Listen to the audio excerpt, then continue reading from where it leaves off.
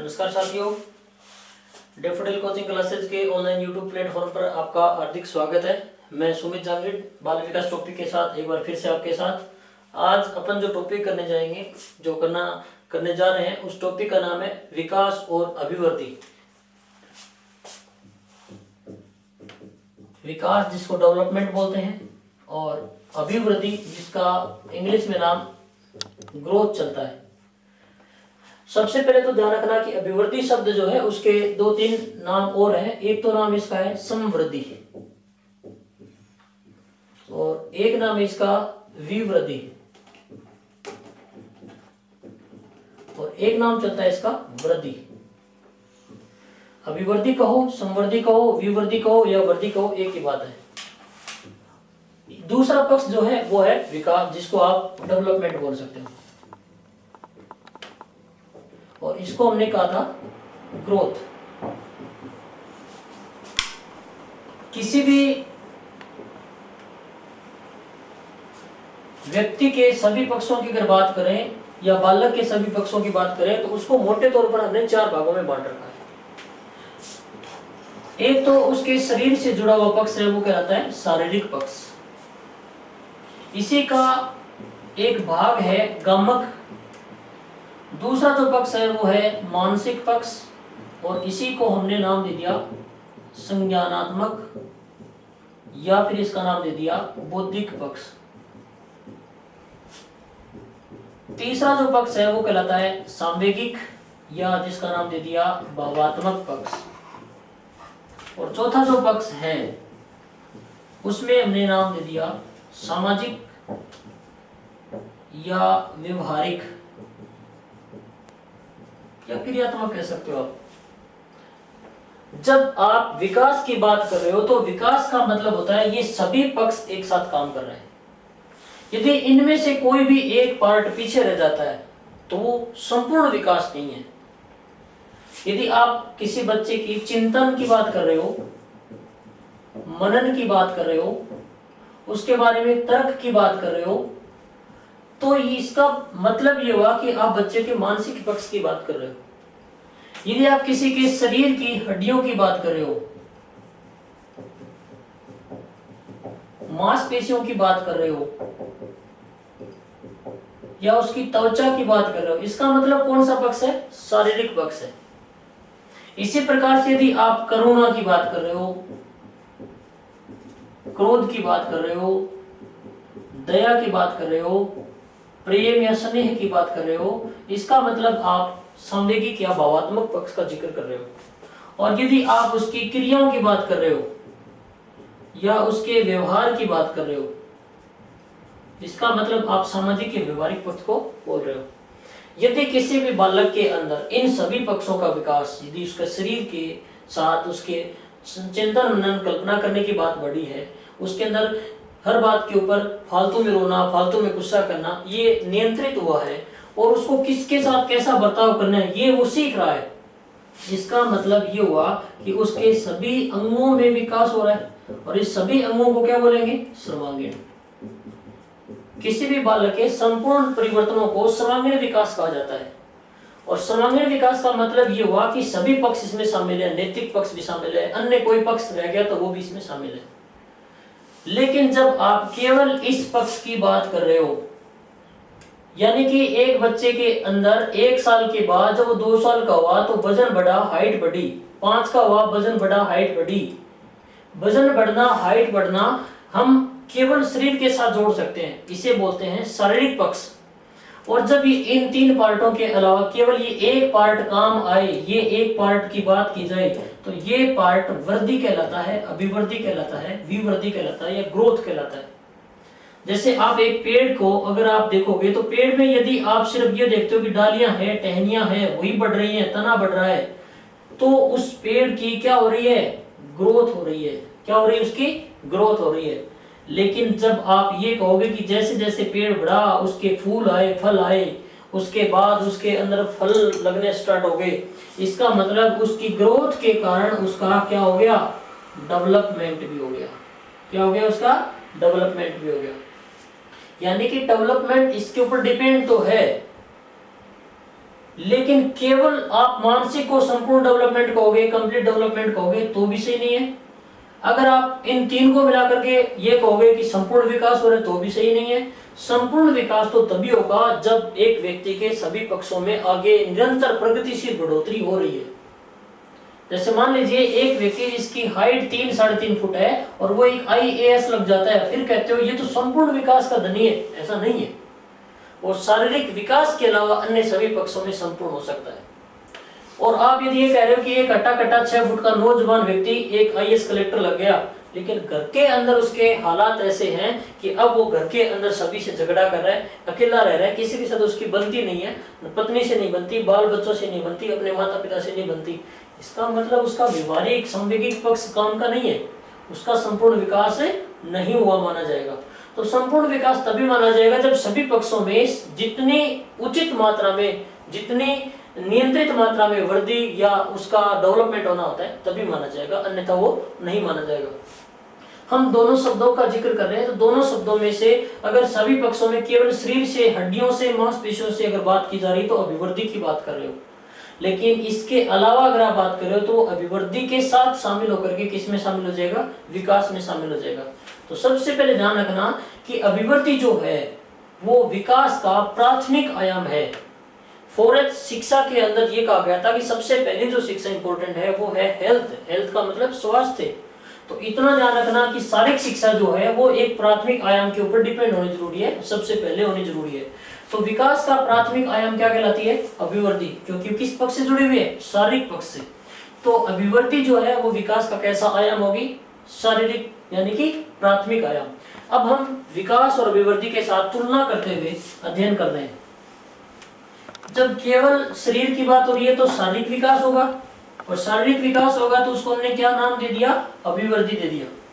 अब ध्यान रखना, हड्डियों का, मांसपेशियों का बढ़ना ये तो कहलाता है वृद्धि, लेकिन इसके कारण क्रियाशीलता में, उसके कौशल में जो सुधार हो रहा है वो विकास है। जैसे मान लो किसी एक छोटी सी बालिका की 5 वर्ष की उम्र होने के बाद उसकी कलम से अगर वो पेंटिंग कर रही है, तो पेंटिंग कर तो रही है वो हाथ और अंगूठे की अपनी इन हड्डियों का इस्तेमाल करके, कलम का इस्तेमाल तो कर रही हो, लेकिन उसके अंदर जो पेंटिंग की जा रही है वो पेंटिंग उसका कौशल बन गया, उसकी सृजनात्मकता बन गई, उसका गुण बन गया, और वो विकास में शामिल होगा। क्योंकि हड्डियों और मांसपेशियों के द्वारा पेंटिंग नहीं बना सकते, लेकिन उनका इस्तेमाल कर रहे हो। तो हमने शारीरिक विकास के साथ एक नाम पढ़ा था, गामक। तो गामक का मतलब होता है, इंग्लिश में उसका पर्याय है मोटर। मोटर का मतलब गतिशील, यानी कि चलना, उछलना, भागना, दौड़ना, कूदना, नाचना, उठना, बैठना, ये सारी मोटर, यानी कि शरीर की हड्डियों और मांसपेशियों के नियंत्रण की क्रियाएं हैं। ये होती तो शारीरिक पक्ष के साथ है, लेकिन ये शारीरिक विकास कहलाता है। अभिवृद्धि का विकास नहीं होगा। ये कैसा विकास होगा? शारीरिक विकास होगा। तो पूछ भी लिया जाता है कि हड्डियों और मांसपेशियों में चलने, भागने, दौड़ने, नाचने, कूदने में कौन सा पक्ष विकास के साथ है? तो उत्तर आएगा चलना, उछलना, भागना, दौड़ना। ये किसको इंगित करती है? विकास को। हाँ, पक्ष कौन सा हो जाएगा? शारीरिक विकास। तो अभिवृद्धि और विकास में अंतर करते हुए, तुलना करते हुए अपन पढ़ेंगे। अभिवृद्धि कैसा पक्ष है? विकास का प्राथमिक आयाम है। कैसा आयाम है? प्राथमिक आयाम। क्यों है? क्योंकि विकास होगा तभी तो वृद्धि स्टार्ट होगी। शारीरिक विकास होगा तभी तो वृद्धि स्टार्ट होगी। लेकिन विकास जो है वो कैसे परिवर्तन है? अभी सर्वांगीण परिवर्तन है। विकास कैसे परिवर्तन है? सर्वांगीण परिवर्तन है। सभी तरह के परिवर्तन, जैसे कार्य क्षमता में, व्यवहार में, सभी में आगे बढ़ोतरी होना, ये क्या कहलाता है? विकास कहलाता है। अभिवृद्धि का तात्पर्य जो है वो है बड़ा या बड़े होने से। अभिवृद्धि का तात्पर्य क्या है? बड़ा होने से है। यानी कि किसी चीज के अंदर यदि बढ़ोतरी हो रही है तो इसका मतलब क्या हो जाएगा? अभिवृद्धि हो रही है। और विकास जो है उसका तात्पर्य हो जाएगा कार्य क्षमता में बढ़ोतरी। इसका मतलब होता है क्या बढ़ना? कार्य क्षमता या कौशल का बढ़ना। ये क्या कहलाता है? विकास कहलाता है। विकास का प्राथमिक आयाम क्या है? अभिवृद्धि।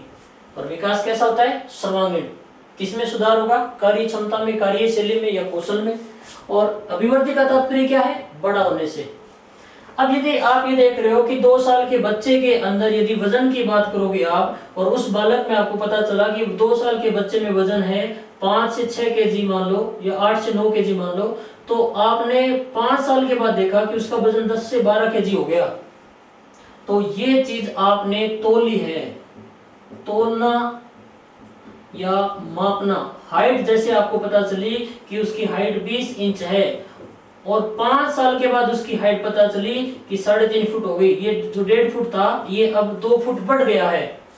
6 वर्ष की आयु में ये भी आपको मापने पर ही पता चला, लेकिन आप ये नहीं बता सकते कि उसका दिमाग कितने ग्राम बढ़ा है, उसके संवेग कितने ग्राम बढ़े हैं, उसकी व्यवहारिकता कितने ग्राम बढ़ी है। इसका मतलब ये हुआ कि यदि हड्डियों और मांसपेशियों की बात कर रहे हो तो आप अभिवृद्धि की बात कर रहे हो, और अभिवृद्धि की बात कर रहे हो तो आप ये बता सकते हो कि कौन सी चीज, कौन सी वस्तु या कौन सा विकास कितना है, वजन कितना है, उसका आकार कितना है। और जब वजन आकार की बात की जाए, इसका मतलब इसमें क्या संभव है, मापन संभव है, यानी कि इसका क्या है, माप तोल हो सकता है। और विकास का क्या संभव नहीं है, मापन संभव नहीं है, इसलिए क्या कर सकते हैं, मापन असंभव हो गया। विकास का माप नहीं हो सकता, अभिवृद्धि का माप किया जा सकता है, नापा तोला जा सकता है। तो मापनीय हो गई अभिवृद्धि, और मापन संभव किसमें नहीं है, विकास में। अभिवृद्धि क्या है कि विकास की प्रक्रिया का एक चरण है, अभिवृद्धि विकास की प्रक्रिया का चरण है। तो लिख सकते हैं ये विकास की प्रक्रिया का एक चरण है या एक स्टेप है। जबकि विकास क्या होगा, विकास तो सभी तरह के होंगे, संपूर्ण विकास होंगे, इसमें संपूर्ण चरण शामिल है। समझ में आ गई बात। अब यदि आप शरीर के अंदर हाइट बढ़ रही है, शरीर के अंदर यदि वजन बढ़ रहा है, इसका मतलब ये क्या हो रहा है, इसका कैसा परिवर्तन हो रहा है, मात्रात्मक परिवर्तन। अभिवृद्धि में कैसे परिवर्तन हो रहे हैं, मात्रात्मक परिवर्तन हो रहे हैं। और मात्रात्मक परिवर्तन हो रहे हैं, इसका मतलब ये हो गया कि ये कैसा है, मापन योग्य है। मात्रा को क्या कर सकते हैं, माप सकते हैं। और लेकिन यदि आप एक बच्चे के अंदर ये देखते हो कि बच्चे को कल अच्छे से बड़ों के साथ बर्ताव करना नहीं आ रहा था, कुछ दिनों के बाद उसको अगर समझाया गया तो उसके अंदर ये गुण आ गया, कुछ दिनों के बाद उसमें विचार करने का गुण आ गया, तो ऐसा परिवर्तन कैसा कहलाता है, गुणात्मक। और गुणात्मक के साथ यदि उसका एक शरीर और जुड़ा हुआ है विकास में, इसका मतलब मात्रात्मक है। तो गुणात्मक और मात्रात्मक दोनों परिवर्तन किसमें होते हैं, विकास में। केवल मात्रात्मक किसमें होता है, अभिवृद्धि में। अब मात्रात्मक का एक और नाम यहाँ पर है परिमाणात्मक। परिमाणात्मक का मतलब मात्रा ही होता है। तो मात्रात्मक व परिमाणात्मक परिवर्तन किसमें देखे जाते हैं, अभिवृद्धि में। मात्रात्मक व गुणात्मक गुण दोनों किसमें देखे जाते हैं, विकास में। तो ध्यान रखना, वृद्धि जो है वो केवल क्या होती है, मात्रात्मक होती है, और विकास क्या होता है, मात्रात्मक के साथ साथ गुणात्मक भी होता है। अगर प्रश्न ये लिख लिया जाए कि केवल मात्रात्मक, उत्तर क्या होगा, अभिवृद्धि। केवल गुणात्मक, उत्तर क्या होगा, विकास। गुणात्मक और मात्रात्मक दोनों तरह के परिवर्तन किसमें होते हैं, उत्तर क्या होगा, विकास में होते हैं। इसका मतलब ये जब केवल एक पक्ष की बात कर रही है, केवल शरीर की बात कर रही है, तो अभिवृद्धि क्या होगी, एक संकुचित अर्थ हो गया। कैसा अर्थ हो गया, संकुचित अर्थ हो गया। और विकास कैसा है, व्यापक अर्थ। विकास व्यापकता को इंगित करता है, इसलिए कैसा पक्ष हो गया, व्यापक अक्ष पक्ष हो गया, क्योंकि ये तो सूक्ष्मता के साथ जुड़ा हुआ था, और ये स्थूल है, मोटे तौर पर है, केवल शरीर को देख रही है। ये हो जाएगा इसका अगला गुण। अगली बात करें, अगर आप वृद्धि और विकास की बात कर रहे हो, तो वृद्धि के अंदर शरीर की कैसे क्या होती है, रचना होती है। कैसा परिवर्तन होता है, रचनात्मक परिवर्तन। और रचनात्मक परिवर्तन किस अवस्था की ओर लेके जाएगा, किशोरावस्था की ओर, किशोरावस्था की ओर ले जाता है। और इसमें रचना होती ही है, क्योंकि ये अभिवृद्धि इसके साथ जुड़ी हुई है। साथ ही साथ में इसमें क्या होगा, विनाश भी होगा। तो कैसे परिवर्तन हो गए, रचनात्मक व विनाशात्मक दोनों। और ये किस अवस्था की ओर लेके जाता है, वृद्धावस्था की ओर। कौन सी अवस्था की ओर लेके जाएगा, वृद्धावस्था की ओर। तो केवल रचनात्मक परिवर्तन किसमें पाए जाते हैं, अभिवृद्धि में। केवल विनाशात्मक किसमें पाए जाते हैं, विकास में। रचनात्मक और विनाशात्मक दोनों किस में पाए जाएंगे, तो भी उत्तर क्या होगा, विकास में। विनाश का मतलब होता है एक समय ऐसा है जब व्यक्ति अंत की ओर बढ़े, अंत की ओर अग्रसर हो, ऐसा परिवर्तन कहलाता है विनाशात्मक परिवर्तन, और ये वृद्धावस्था की ओर लेके जाएगा इसको। इसलिए रचनात्मक और विनाशात्मक दोनों तरह के परिवर्तन किस में देखे जाते हैं, विकास में। कितने परिवर्तन लिख लिया आपने, एक बार इनको दोबारा एक बार सरसरी नजर से देख लीजिए। विकास का प्राथमिक आयाम है, सर्वांगीण परिवर्तन संभव है। अभिवृद्धि का मतलब केवल बड़ा होना है, बढ़ोतरी होना है। विकास कार्य क्षमता, कौशलता, उसकी कुशलता का बढ़ना है। अभिवृद्धि का मापन संभव है, मापतोल हो सकता है, विकास का मापन संभव नहीं हो सकता। विकास की प्रक्रिया का एक चरण अभिवृद्धि कहलाती है। विकास संपूर्ण चरण होते हैं। मात्रात्मक परिवर्तन या परिमाणात्मक परिवर्तन अभिवृद्धि में शामिल होंगे। अभिवृद्धि केवल एक पक्ष के साथ इसका अर्थ बनाया जाता है संकुचित अर्थ है, जो विकास कैसा पक्ष था, व्यापक पक्ष था। अच्छा, विकास जब हो रहा है इसका मतलब अभिवृद्धि तो हो ही रही है, लेकिन केवल शरीर बढ़े तो जरूरी थोड़ी है कि उसका दिमाग भी बढ़ेगा, नहीं बढ़ेगा। इसका मतलब ये हुआ कि विकास हो तब सदैव वृद्धि होती है, तब सदैव क्या होती है, वृद्धि होती है। और देखो, अभिवृद्धि कब होगी, जब विकास हो तब सदैव क्या होगी, वृद्धि होगी। अतः विकास में अभिवृद्धि समाहित होती है।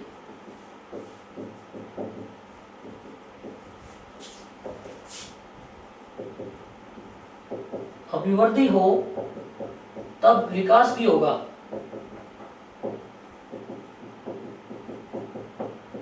ऐसा सदैव संभव नहीं है।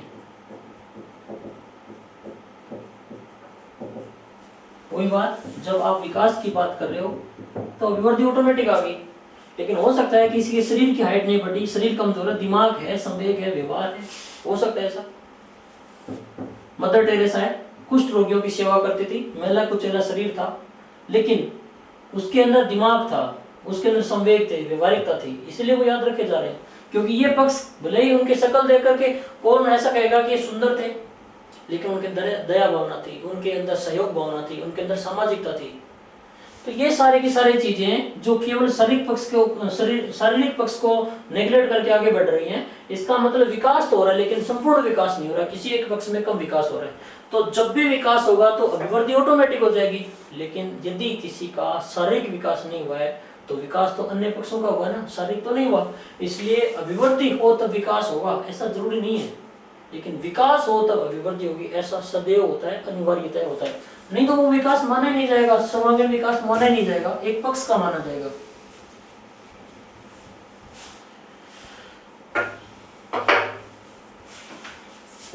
वृद्धि जो है या अभिवृद्धि जो है वो शरीर के केवल कौन से पक्ष को दिखाती है, शारीरिक पक्ष को दिखाती है। कौन से पक्ष को दिखाती है, शारीरिक पक्ष को दिखाती है। यानी कि उसके अंदर हड्डियों का व मांसपेशियों का बढ़ना क्या कहलाता है, अभिवृद्धि कहलाता है।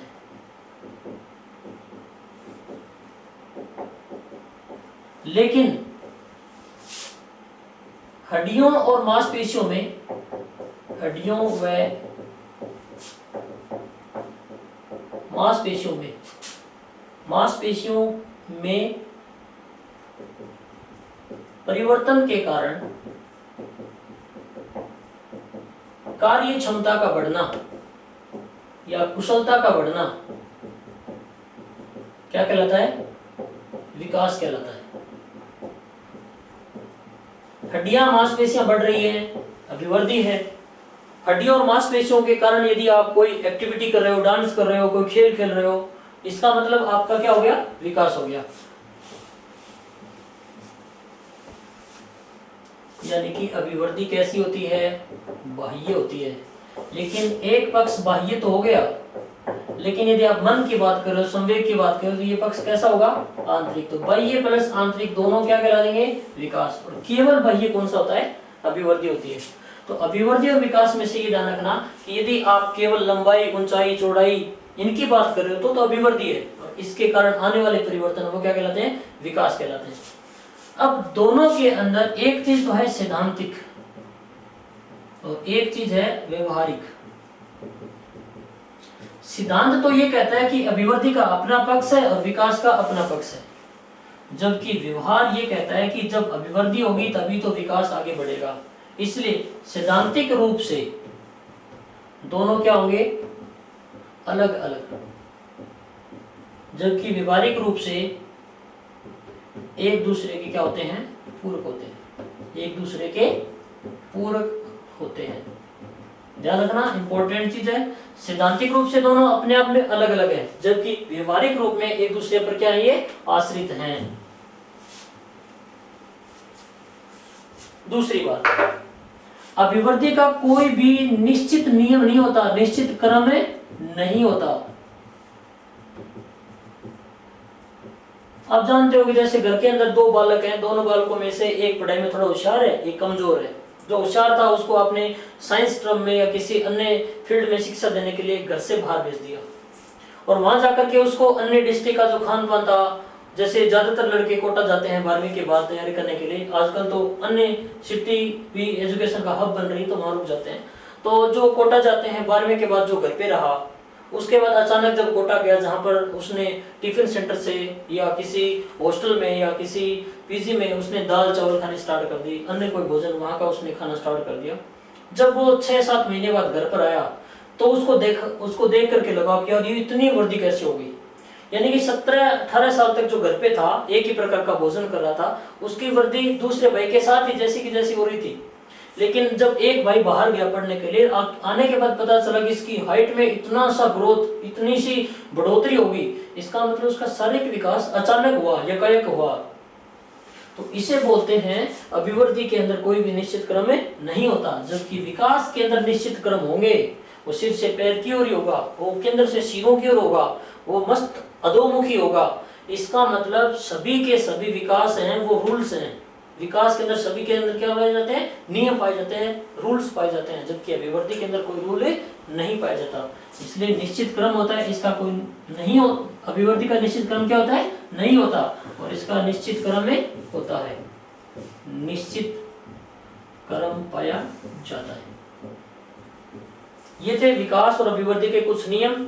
इसके अंदर अपने को ये ध्यान रखना है कि कोई भी प्रश्न अगर आता है तो उसका कॉन्सेप्ट अपने को क्लियर रखना है, और प्रश्न के अंदर यदि ये पूछ लिया कि निम्न में कौन सा विकास का नियम नहीं है, तो उसके अंदर ज्यादातर ऑप्शन जो आते हैं वो ये आते हैं, सामान्य से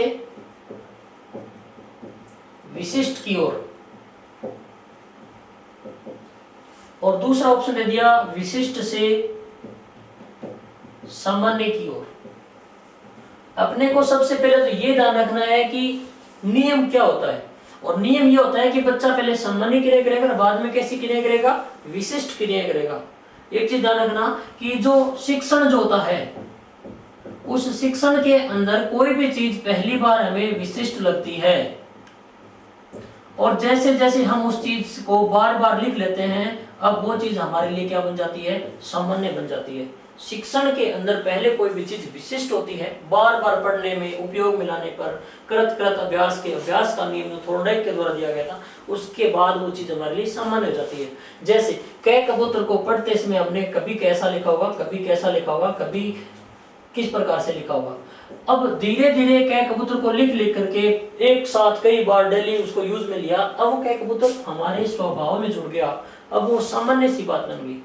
संधि हम 6ठी क्लास में पढ़ने आरंभ कर चुके थे, 6 में पढ़ा, 7 में पढ़ा, 8 में, 9 में, 10 में, 11 में, 12 में पढ़ा।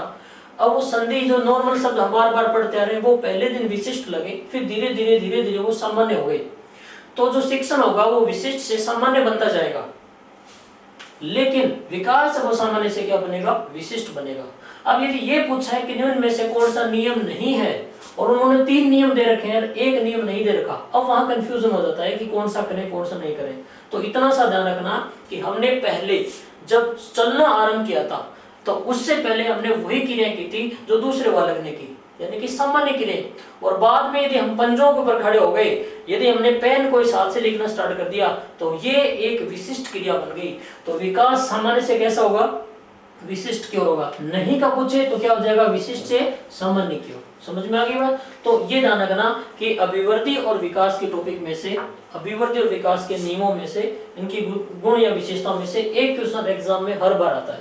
ये क्वेश्चन गलत नहीं करना किसी भी प्रकार में। और आप फिर भी अंत में आपको ये कह रहा हूं कि ये मान के चलिए कि घोषणा चाहे कैसी भी हो कैसी भी नहीं हो, ये सारे सरकार की जिम्मेदारी है। सरकार की मंशा ये है कि एक भर्ती आएगी, एक वैकेंसी आएगी, तो आप लोग मन से तैयारी के जुटे रहें। आप ज्यादा से ज्यादा प्रमाणिक किताबें पढ़ें। किताबों के 20-25 बंडल बना करके किसी अलमारी में रख देने से कि फलां कोचिंग का, फलां टीचर का, उसका ये वो देख करके किसी चीज को देखने का कोई तात्पर्य नहीं है, कोई ताल्लुक नहीं होता उनका। आप ऑथेंटिक प्रमाणिक चीजें पढ़ें।